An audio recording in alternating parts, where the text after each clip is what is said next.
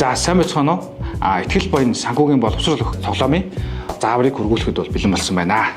За тоглогч бүр 100 сая төгрөгтэй эхэлж байгаа. За энэ тоглоомыг бол 2-6 тоглогч бол тоглох боломжтой байгаа. За мөн танд 5 төрлийн хөрөнгийн картууд байгаа. Хөрөнгө оруулалтын сан, хадгаламж, хувьцаа, крипто, бонд гэсэн. За мөн даатгалын карт байгаа. За тоглоом эхлэхэд тоглогч бүр 100 сая төгрөгтөө нэг дурын хөрөнгийн карт бол одоо сонгож авнаа.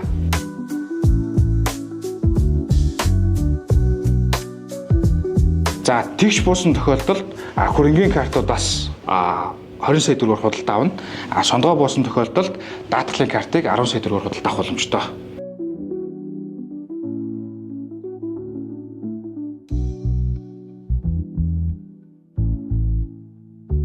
Хоёр дахь тойрогоос тоглогч бүр итгэл баян картыг ашиглах боломжтой гэсэн. Хэдэн ч картыг ашиглах боломжтой байгаа.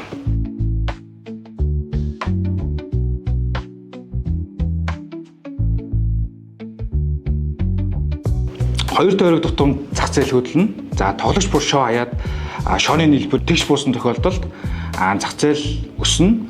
Сондгоо буусан тохиолдолд зах зээл унахаар байгаа. За эрэг буусан тохиолдолд тоглогч бүр авсан хөрөнгийнхөө одоо дүнгээр ашиг хүртэнэ. Сондгоо буусан тохиолдолд алдагдлуулна.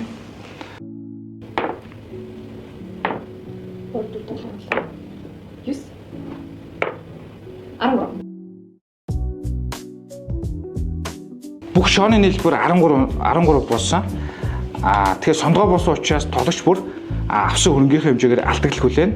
Хэрвээ тоглогч даатгалын карттай байх юм бол нэг хөрөнгөө хамгаалах боломжтой. Мөн итгэл баян карт буюу хааны шиг карттай хүмүүс зах зээл хөдлөх үед ашгаа хүртэж болно. Зах зээл хөдлөх үед хааны шиг картыг бол ашиглах боломжтой. Мөн даатгалын карттай хүмүүс аль нэг хөрөнгийнхөө алдагдлыг даатгалаараа хамгаалах боломжтой байгаа.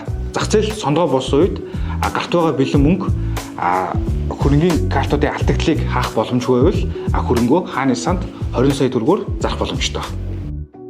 За 10 тойрог тоглосны дараа хамгийн их бэлэн мөнгөтэй болон хөрөнгөтэй тоглогч тоглоомонд ялж итгэл баян болно. За нэг хөрөнгийг 20 сая төгрөгөөр үнэлнэ.